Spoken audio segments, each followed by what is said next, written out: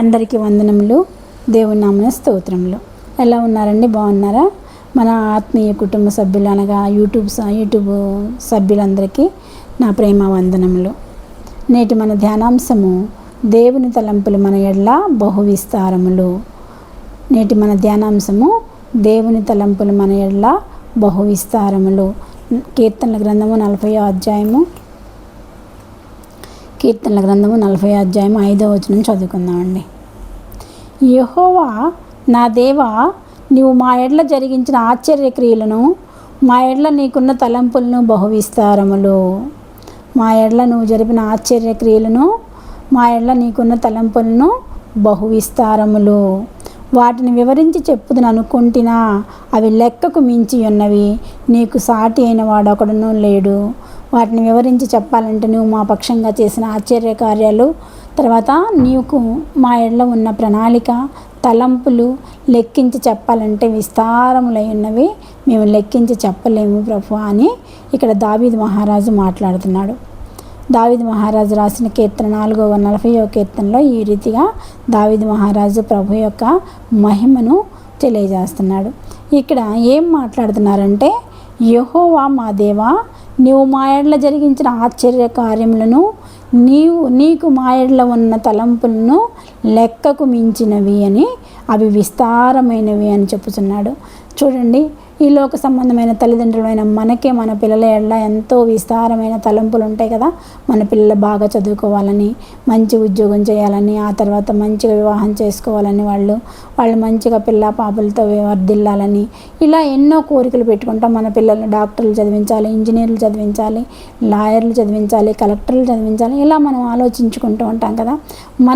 ఈ లోక సంబంధమైన మనమే మన పిల్లల గురించి అంతగా ఆలోచిస్తే మన పరలోకపు తండ్రి మన గురించి ఆలోచించడండి, మన గురించి తప్పకుండా ఆలోచిస్తాడు. ఆయన యొక్క తలంపులు మన ఎడల విస్తారమై ఉన్నవండి. చూడండి, ఒక్కొక్కరిని ఒక్కొక్క రకంగా దేవుడు ఆశీర్వదిస్తాడండి. మన చేయిలో 5 ఏళ్ళు ఉన్నాయి కదండి, 5 ఏళ్ళు సమంగా ఉన్నాయండి? సమంగా లేవు. ఒకటి చిన్నది, ఒకటి పెద్దది, ఒకటి చిన్నది, ఒకటి పెద్దదిగా ఇలాగా ఉన్నాయి. ఇలా ఉండటానికి కారణం ఏంటి? దేవుడు ఒక్కొక్క దాన్ని ఒక్కొక్క పని కోసం సృష్టించాడు. అలాగే మనల్ని కూడా దేవుడు మనల్ని కూడా ఆయన ప్రణాళికలో, ఆయన తలంపుల్లో విస్తారమైనవి. మన తలంపుల కంటే ఆయన తలంపులు చాలా విస్తారమైనవి. ఈ 5 ఏళ్ళు ఏ రీతిగా ఉన్నాయో ఆ రీతిగా మన సంఘంలో ఉన్న ప్రతి ఒక్కరిని దేవుడు ఒక ప్రణాళిక ప్రకారం మన ఎడల ఆయనకున్న తలంపులు విస్తారములు అని మాట్లాడుతున్నారు యేసయ్య. దేవా, నీ తలంపులు నాకెంత ప్రియమైనవి, వాటి మొత్తం ఎంత గొప్పది, వాటిని లెక్కించదని అనుకుంటేనే అవి ఇసుక కంటను లెక్కకు ఎక్కువై ఉన్నవి. దేవా, నీ తలంపులు నాకెంత ప్రియమైనవి అంటున్నాడు దావీదు మహారాజు. నాకెంత ప్రియమైనవి, వాటి మొత్తం ఎంత గొప్పది, వాటిని లెక్కింపాలనుకుంటున్నాను కానీ నేను లెక్కింపలేనయ్యా. ఇసుక రేణువులంత విస్తారముగా ఉన్నాయి నీ తలంపులు నా మీద. నీ తలంపులు నేను లెక్కించలేను అంటున్నాడు. నీ తలంపులు నా తలంపుల వంటివి కావు, మీ త్రోవలు నా త్రోవల వంటివి కావు అని యేసయ్య మాట్లాడుతున్నాడు. యెషయా గ్రంథంలో యేసయ్య నా తలంపులు మీ తలంపులు వంటివి కావు. మన తలంపులు యేసయ్య తలంపులు ఒకటి కాదండి. మనం ఈ లోక సంబంధంగా ఆలోచిస్తాం కానీ దేవుడు పరలోక సంబంధంగా మనల్ని దీవిస్తారండి. కాబట్టి మనం ఈ లోక సంబంధంగా ఆశలు తక్కువగా ఉంటాయి మన ఆశలు, కానీ మనల్ని యేసయ్య ఎంతో ఉన్నతంగా తీర్చిదిద్దాలని ఆశపడుతున్నారండి. ఆకాశములు భూమికి పైన ఎంత మొత్తముగా ఉన్నవో, ఎంత ఎత్తుగా ఉన్నవో మీ తలంపుల కంటే అంత ఎత్తుగా నా తలంపులు ఉన్నవి అని మాట్లాడుతున్నాడు. మన తలంపులు భూమి ఆకాశములు, ఆకాశం కంటే భూమి కంటే ఆకాశము ఎంత ఎత్తుగా ఉన్నదో ఆయనకి మన ఏళ్ళలో ఉన్న తలంపులు అంత ఎత్తుగా ఉన్నవంటండి. మనము చిన్న ఉద్యోగం కోరుకుంటే దేవుడు మనకు పెద్ద ఉద్యోగాన్ని ఇస్తాడు. మనం పెద్ద ఉద్యోగం కోరుకుంటే ఇంకా పెద్ద ఉద్యోగాన్ని ఇస్తాడు యేసయ్య.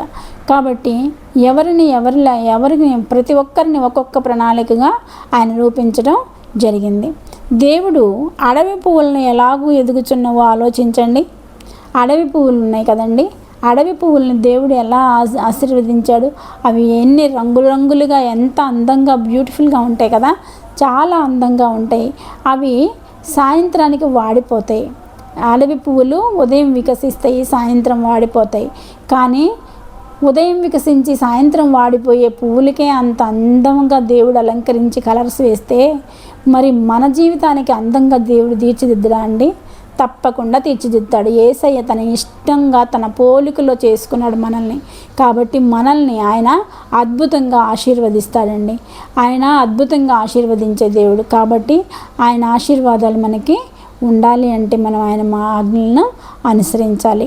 దేవుడు అడవి పూలను ఎలాగో ఎదుగుచున్నవో ఆలోచించడి, అవి కష్టపడవు, ఉడకవు, తన సమస్తమైన వైభవంతో కూడిన సొలొమోను సహితము వీటిలో ఒకదాని వలన అలంకరించబడలేదు. సొలొమోను అంటే మహాజ్ఞాని, ఆయన ఒక పెద్ద రాజు. ఆ రాజుగారికే అవకాశము, ఆ రాజుగారు ఏం కావాలంటే అవి అలంకరించుకోగలడు. ఆయనకి అంత ఆస్తి ఇచ్చాడు దేవుడు, అన్ని సుఖ సౌకర్యాలు అన్నీ కూడా ఇచ్చాడు. అంత సౌకర్యము, అంత ఆస్తి పంతులు ఇచ్చిన, అంత జ్ఞానం ఇచ్చిన సొలొమోను కూడా ఆ అడవి పువ్వుల్లాగా అలంకరించబడలేదంట.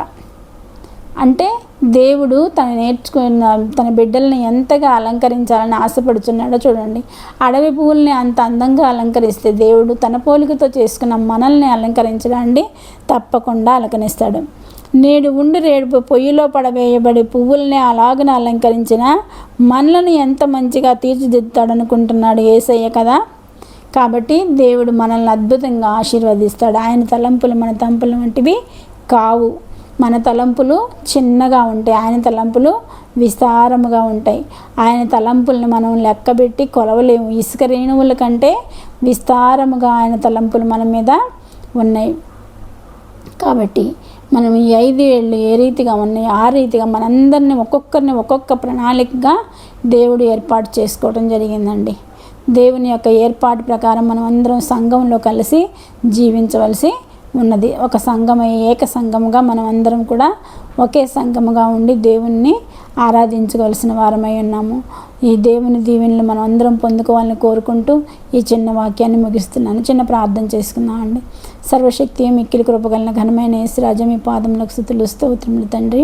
అద్భుతకరుడా, ఆశ్చర్యకరుడా, నీ పాదములకు స్తుతులు స్తోత్రములు నాయన. కృపగలన దేవ, కనికరం గలన దేవ, నా ప్రార్థన ఆలకించండి, ప్రతిఫలం అనుగ్రహించండి. అయ్యా నీ కొందనాలు నాయన, స్తోత్రాలు నాయన. మీరు వినిపించిన వాక్యంకై వందనములు, స్తుతులు స్తోత్రములు ప్రభా. మీరు కట్టి ఫలింపచేయండి అయ్యా మా హృదయాల్లో ప్రభా. మీకు వందనములు నాయన.